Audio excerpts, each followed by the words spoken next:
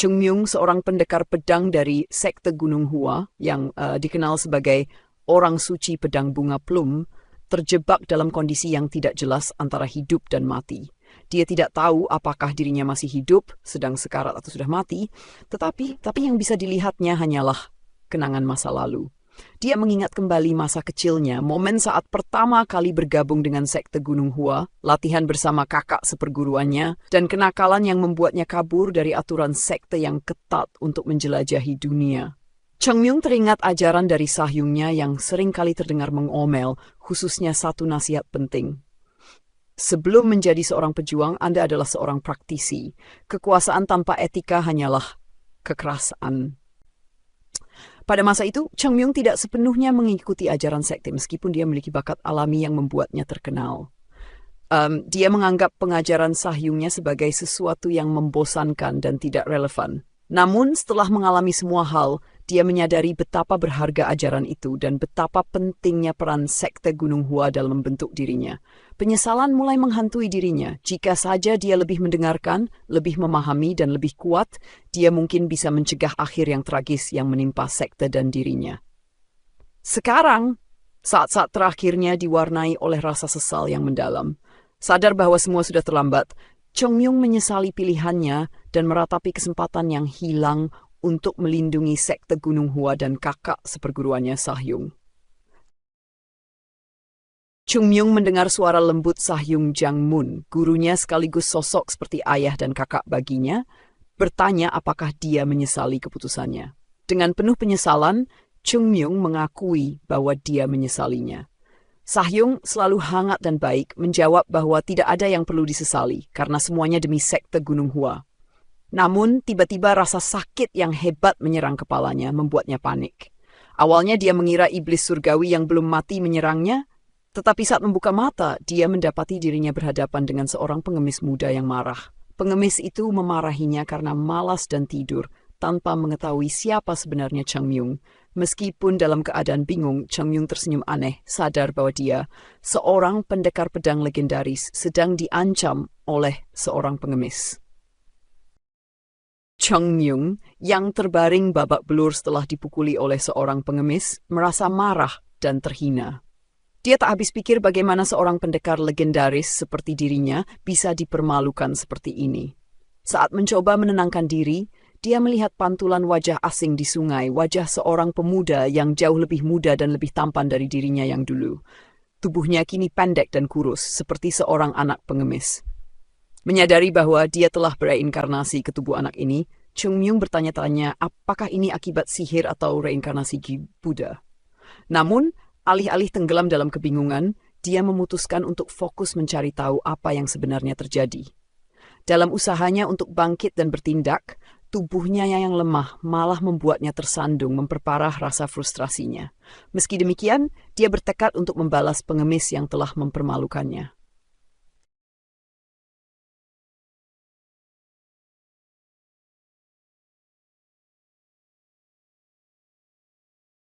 Gucil mengamati Chung Myung yang tampaknya telah kehilangan akal sehatnya setelah mengalami pemukulan keras dari Wang Cho. Gucil merasa khawatir karena pemukulan tersebut sangat parah, bahkan lebih dari yang biasanya dilakukan Wang Cho yang terkenal brutal. Hal ini membuat Gucil bertanya-tanya apakah semua pemukulan itu telah menyebabkan Chung Myung menjadi gila. Saat Gucil berbicara dengan Chung Myung, dia terkejut ketika Chung Myung bertanya apakah dia seorang pengemis. Ini adalah pertanyaan yang aneh mengingat keadaan dan penampilannya yang kompeng-camping. Gucil menganggap bahwa Chung Myung mungkin mengalami gegar otak, tetapi ketika Chung Myung bertanya apakah dia punya nama, Gucil menjawab bahwa pengemis biasanya tidak memiliki nama dan memberinya nama Cho Sam. Chong Yung menanggapi dengan skeptis, menyatakan bahwa nama itu terdengar seperti nama seorang pengemis, menunjukkan betapa bingungnya dia dengan situasi ini. Kemudian, Chong Yung bertanya tentang usianya, tetapi Gu Chil menjelaskan bahwa pengemis tidak melacak usia mereka. Semua ini menunjukkan bahwa meskipun Chong Yung tampak aneh dan bingung, dia masih berusaha memahami kondisi hidupnya. Dialog antara mereka semakin aneh ketika Chong Yung mulai mempertanyakan keberadaan iblis surgawi. Ketika Gu Chil menjelaskan bahwa iblis surgawi adalah pemimpin sekte iblis surgawi yang dikalahkan 100 tahun yang lalu, reaksi Chong Yung sangat dramatis. Dia terkejut mendengar bahwa sudah 1 abad sejak peristiwa itu terjadi, menunjukkan bahwa informasi ini membuatnya sangat bingung dan tertegun. Keseluruhan interaksi antara Gu Chil dan Chong Yung menggambarkan kondisi mental Chong Yung yang aneh, serta kebingungan mendalam yang dialaminya mengenai identitas dan realitas hidupnya sebagai seorang pengemis. Gu Chil, yang terjebak dalam situasi yang aneh dan melelahkan, merasa bahwa Chong Yung benar-benar telah kehilangan akal sehatnya dan tidak tahu harus berbuat apa selanjutnya.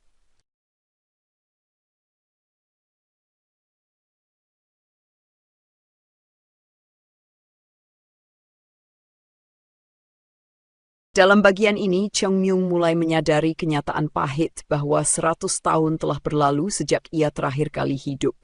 Meskipun awalnya berharap melihat langit biru dapat memberinya kenyamanan, yang dia lihat hanyalah kegelapan tenda yang mencerminkan suasana hatinya. Gu Chil, yang merasa frustrasi dengan kebingungan Chong Yung, menjelaskan sejarah mengenai iblis surgawi dan pertempuran yang terjadi di pegunungan 100.000, membuat Chong Yung merasa semakin tertekan. Ketika Chong Yung mulai bertanya tentang sekte Gunung Hua, Gu Chil terlihat bingung karena dia tidak tahu bahwa sekte Gunung Hua adalah salah satu dari 9 sekte besar. Gu Chil mencoba menjelaskan bahwa sekte Gunung Hua tidak ada dalam daftar sekte terkenal yang dia ketahui. Chong Yung sangat terkejut dan merasa tidak percaya bahwa sekte Gunung Hua yang dulunya hebat kini terlupakan. Ia menjadi semakin gelisah saat menyadari bahwa sepertinya sekte Gunung Hua telah tuh dari kejayaannya. Dengan penuh semangat, Chong Yung bertekad untuk mencari tahu apa yang terjadi dengan sekte Gunung Hua dan berencana untuk pergi ke sana. Meskipun Gu Chil memperingatkan bahwa itu mungkin berbahaya dan Wang Chou yang kenal kejam akan marah jika pergi. Namun, Chong Yung tidak menghiraukan peringatan itu dan tetap bertekad untuk melihat keadaan sekte Gunung Hua dengan matanya sendiri. Akhirnya, dia merasa bahwa penting mengetahui kondisi sekte Gunung Hua yang telah ada selama ratusan tahun, dan merasakan dorongan kuat untuk memahami sejarah dan nasib sekte yang dengan semangat berkobar, ia bersiap untuk pergi, menciptakan momen ketegangan dan harapan akan apa yang dia temukan di Gunung Hua.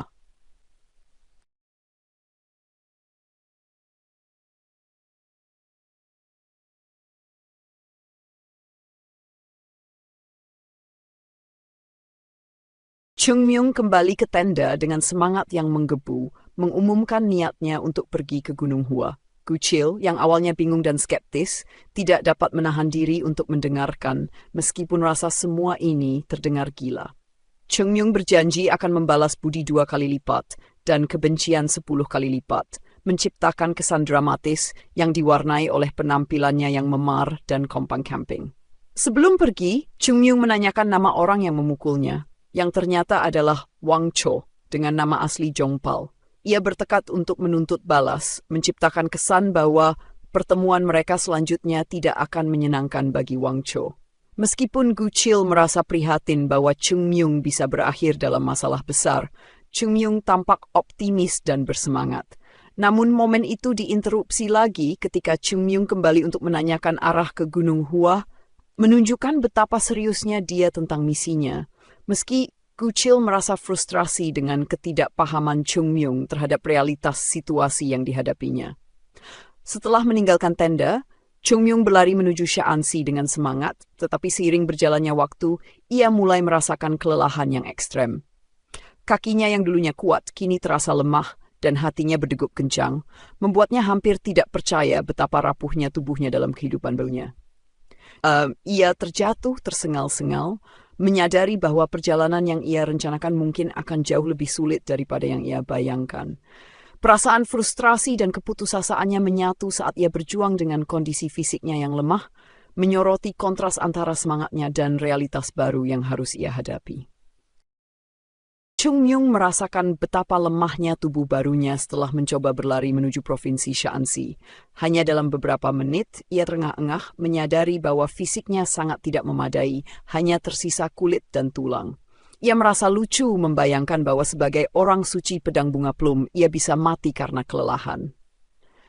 Dalam keadaan frustrasi dan tertawa, ia menyadari bahwa sebelum melanjutkan perjalanannya, ia perlu memperbaiki tubuhnya. Dengan tekad untuk belajar seni bela diri, Chung Myung mengingat betapa pentingnya memiliki fondasi yang kuat dalam berlatih. Ia merenungkan pengalamannya di masa lalu, saat ia terjebak dalam keraguan dan perbandingan dengan murid lain, merasa tertekan oleh ekspektasi dari guru-gurunya. Kini, sebagai sosok yang baru, ia tidak lagi terburu-buru. Ia akan membangun fondasinya dengan cara yang berbeda, lebih menyeluruh, dan dengan kesadaran penuh akan pentingnya setiap langkah. Chung Myung memutuskan bahwa langkah pertama adalah memperkuat dantian dan ki-nya. Ia membayangkan proses ini seperti menggulung bola salju yang akan semakin besar dan kuat seiring berjalannya waktu. Untuk itu, ia mencari tempat terpencil di hutan untuk berlatih, menghindari risiko cedera atau mengganggu orang lain. Dengan penuh keyakinan, ia memutuskan untuk mempelajari teknik keseimbangan enam, yang diyakininya sebagai metode yang tepat untuk mengembangkan kekuatan dan ketahanan dalam tubuhnya. Suaranya yang penuh percaya diri menandai awal dari perjalanan barunya dalam menguasai seni bela diri. Chung Myung mempelajari keseimbangan enam, sebuah teknik seni bela diri yang mencerminkan kesatuan antara bumi, langit, dan 4 arah mata angin, timur, barat, utara, dan selatan. Meskipun teknik ini dianggap murah dan kurang efektif dalam meningkatkan qi internal dibandingkan metode lain, keseimbangan enam memiliki tujuan penting, memurnikan tubuh dan menyempurnakan dantian, fondasi utama bagi setiap praktisi seni bela diri.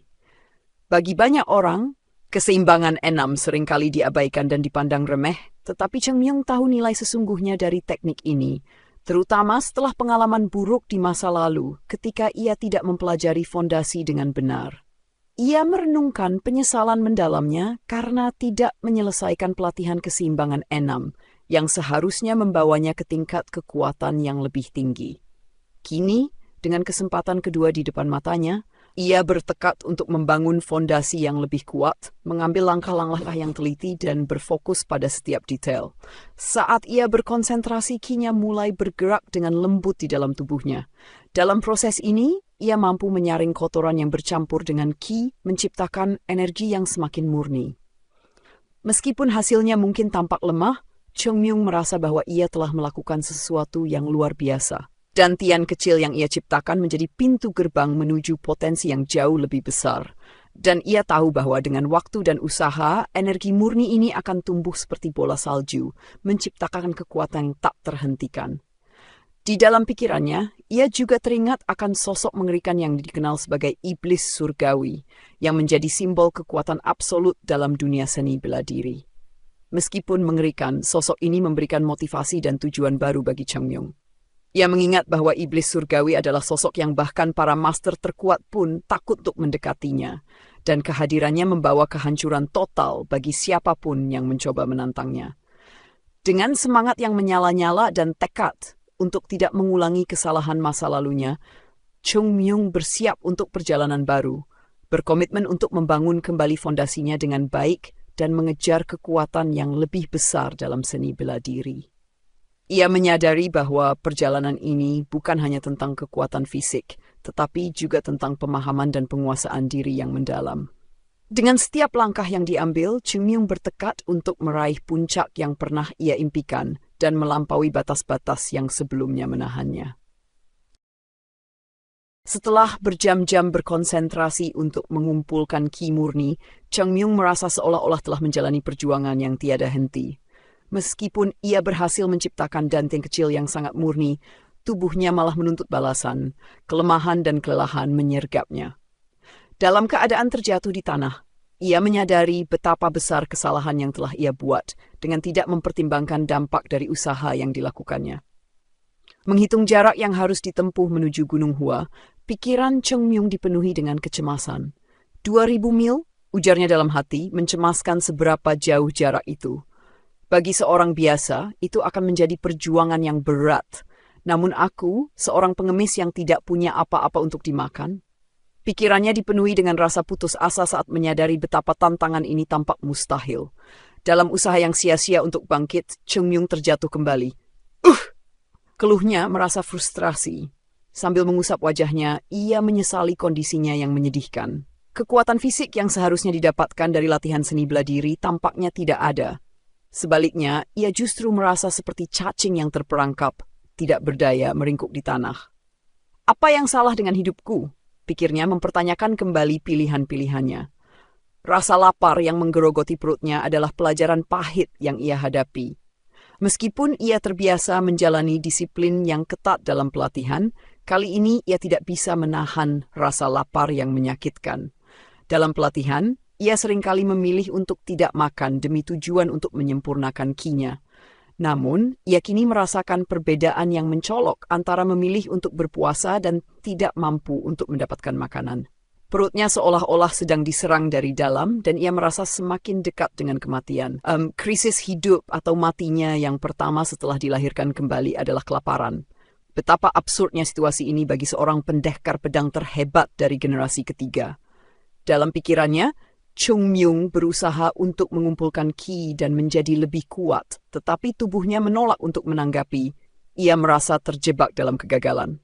Sekarang, apa yang harus aku lakukan? Tanyanya dalam hati. Ia tahu bahwa untuk mendapatkan makanan, ia perlu uang. Tetapi dengan kondisinya saat ini, bekerja sama sekali tidak mungkin.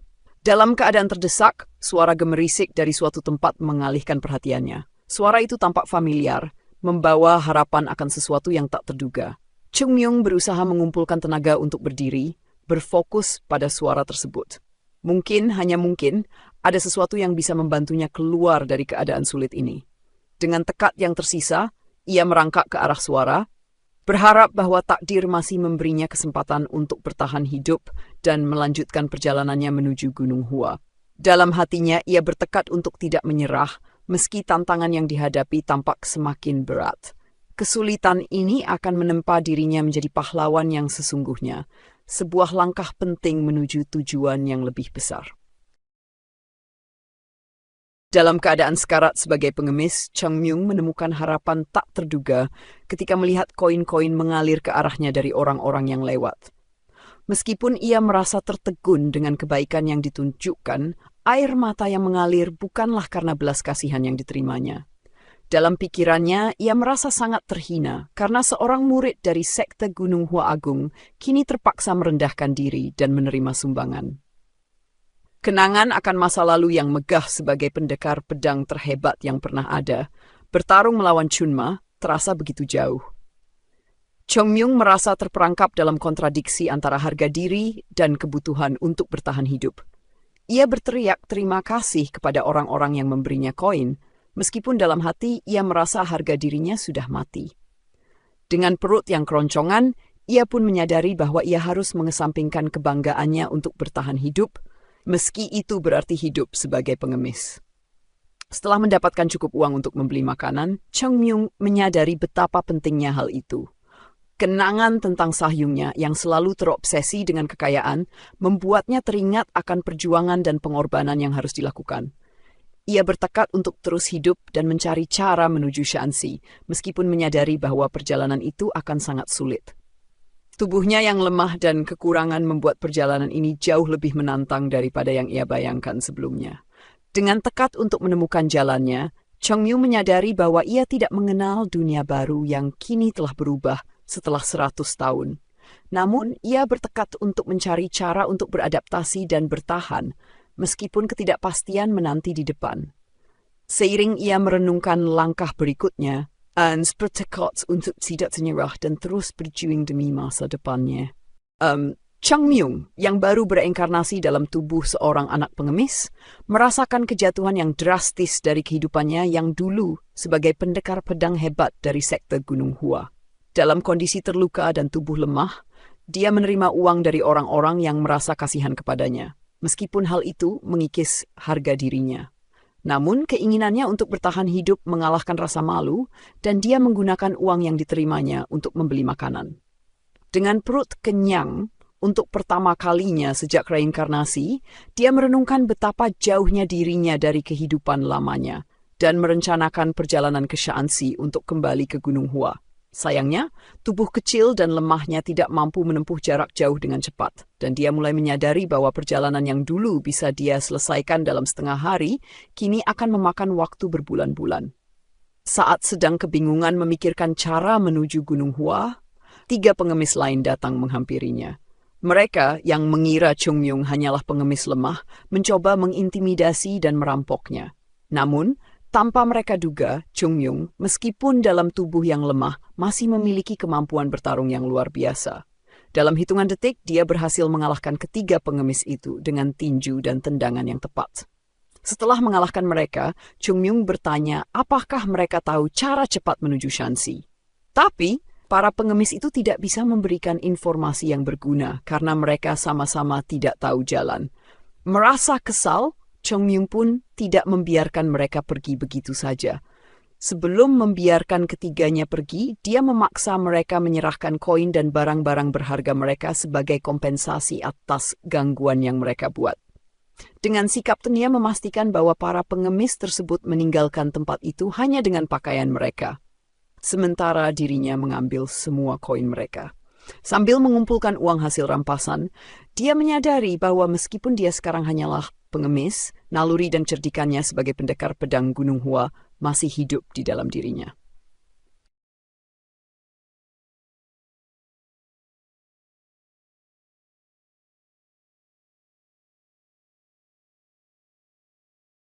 Chung Yung akhirnya berdiri di depan Gunung Hua yang megah, sebuah pencapaian yang penuh emosi dan perjuangan. Air mata mengalir di wajahnya, menandakan betapa besar rasa syukur dan kelegaan yang dirasakannya setelah perjalanan panjang dan melelahkan. Dia telah melewati banyak rintangan, menghadapi kelaparan, keletihan, dan bahkan berhadapan dengan kematian berkali-kali. Dengan tubuh seorang anak kecil yang lemah, dia berhasil tiba di tempat yang selama ini dicita-citakannya. Seberapa sulitnya untuk sampai di sini? Pikirnya sambil menatap ke arah gunung yang menjulang tinggi. Dia merasa seolah-olah semua usaha dan perjuangannya selama ini akhirnya terbayar. Namun meskipun rasa bangga dan syukur itu ada, tubuhnya tetap menderita akibat semua perjalanan yang dilaluinya. Meskipun dia telah berusaha mengumpulkan ki untuk menguatkan tubuhnya, energi yang seharusnya digunakan untuk memperkuat fisiknya justru tersita untuk bertahan hidup dalam perjalanan yang melelahkan ini. Rasa sakit di tulang-tulangnya yang terus-menerus berteriak membuatnya semakin merasakan ketidaknyamanan. Meskipun pakaiannya sudah kompang camping dan penuh debu, Chung Yung tidak bisa membiarkan keadaan itu menghentikannya. Sebuah semangat yang menggebu menggerakkan langkahnya saat ia bersandar pada tongkat yang kini menjadi temannya selama perjalanan. Akhirnya, teriaknya, suaranya menggemuruh di antara tebing-tebing yang tinggi. Momen ini di mana impiannya untuk melihat Gunung Hua dengan mata kepala sendiri terwujud adalah saat yang sangat berharga baginya. Namun, ketika mulai mendaki, Chung Yung segera merasakan kesulitan yang jauh lebih besar dari yang dia bayangkan. Dia terengah-engah, merasa seolah paru-parunya akan meledak. Dalam perjalanan ini, dia bertanya-tanya, apakah jalannya memang seharusnya seperti ini? Meskipun mengingat jalan-jalan mulus di sekte Shaolin dan Wudang yang dikelilingi dupa, dia tidak bisa menemukan siapapun di sekitar Gunung Hua. Kesepian dan kesulitan menyelimutinya, membuat langkahnya terasa semakin berat. Chung Yung menatap ke bawah dengan sedih, merasakan ketidakberdayaan di hadapan tebing-tebing terjal. Apakah itu terlalu berlebihan? Dia merasa seolah-olah dia berada di puncak dunia. Gunung ini sangat tinggi, bahkan awan tampak berada lebih rendah dari tempatnya berdiri. Dia terpaksa berpindah dari posisi berdiri ke posisi merangkak, menyadari bahwa jalan ini tidak layak disebut jalan. Apa yang mereka pikirkan? Membangun sekte di atas gunung ini, keluhnya, merasa frustasi sekaligus geli dengan situasi yang dia hadapi. Sekalipun dia merasa putus asa, Chung Yung tidak mau menyerah. Dia tahu betul bahwa jika dia menyerah setelah semua usaha dan pengorbanan yang telah dilaluinya, maka semua yang dia perjuangkan akan sia-sia. Dia memantapkan hatinya dan bertekad untuk terus mendaki, meskipun jalan menuju sekte itu tampak semakin sulit. Jika ada gunung, tugas pria adalah mendakinya. Panjatlah dan bangkit kembali dengan ketekunan dan keberanian. Semangatnya berkobar dalam hati, tapi dia juga menyadari bahwa untuk turun dari gunung itu akan lebih berbahaya daripada mendakinya. Akankah aku benar-benar mati di sini?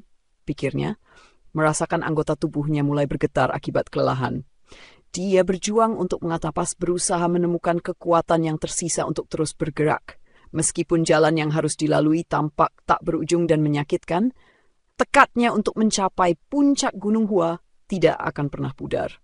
Momen ini adalah pengingat baginya bahwa perjalanan hidup tidak selalu mudah dan terkadang membutuhkan ketahanan luar biasa untuk mencapai impian. Dengan setiap langkah yang diambil, dia semakin dekat dengan tujuannya, meskipun harus menghadapi banyak rintangan di sepanjang jalan. Chang Myung bertekad untuk tidak hanya mendaki Gunung Hua, tetapi juga menemukan kembali jati dirinya sebagai seorang pendekar pedang yang pernah dikenal, bahkan jika harus dimulai dari awal dalam tubuh baru ini. Chung Myung merangkak mendekati gerbang utama Gunung Hua setelah perjalanan yang penuh tantangan dan kelelahan. Dengan nafsu dan semangat, dia bersyukur telah sampai di tempat yang telah lama diidam-idamkannya setelah 100 tahun. Namun, saat dia akhirnya mendekati gerbang, dia dikejutkan oleh pemandangan yang menyedihkan. Ubin-ubin yang dulunya megah kini berserakan dan retak, serta pilar-pilar bangunan yang dulunya kokoh tampak menghitam dan rusak. Yang paling mengejutkan adalah papan nama yang menunjukkan identitas sekte Gunung Hua telah hilang sepenuhnya. Menyaksikan kondisi gerbang itu membuat hatinya hancur. Dia mendengar kabar tentang keruntuhan sekte ini yang dulu dikenal sebagai salah satu yang paling kuat. Banyak anggota, termasuk para tetua dan murid, kehilangan nyawa mereka dalam pertempuran yang mengerikan. Terbayang dalam pikirannya adalah bayangan kebangkitan sekte yang pernah agung itu, yang kini hanya menyisakan puing-puing. Frustrasi dan kemarahan menggelora di dalam dirinya, mendorongnya untuk mempertanyakan mengapa semua ini bisa terjadi. Dia tidak bisa percaya bahwa Gunung Hua yang pernah dipenuhi dengan keanggunan dan kekuatan kini berada dalam keadaan yang begitu memprihatinkan. Kenangan akan kejayaan dan kekuatan sekte itu berkonflik dengan kenyataan pahit yang kini dihadapinya. Bingung dan marah, Chung Myung menyalahkan sistem yang mengekang dan menghancurkan harapan para anggota sekte. Dia merasa dikhianati oleh aturan yang harusnya melindungi mereka, tetapi justru telah membawa mereka pada kehancuran. Sebagai seorang yang telah hidup kembali, harapannya untuk melihat sekte yang megah ini tidak mungkin terwujud. Dia merasakan keputusasaan merayapi dirinya, meruntuhkan semua harapan dan impian yang dia miliki. Namun, di tengah kesedihan dan kemarahannya, sebuah suara misterius tiba-tiba memanggilnya. Suara itu menyentuh telinganya, menarik perhatiannya, dan memberikan sedikit harapan di tengah keputusasaan yang menyelimutinya. Meskipun Gunung Hua telah hancur, suara itu menunjukkan bahwa mungkin ada sesuatu atau seseorang yang tersisa di tempat ini yang dapat membantunya memahami apa yang sebenarnya terjadi. Demikian rekap video kita kali ini. Jangan lupa subscribe agar tidak ketinggalan rekap-rekap selanjutnya. Sampai jumpa di video berikutnya.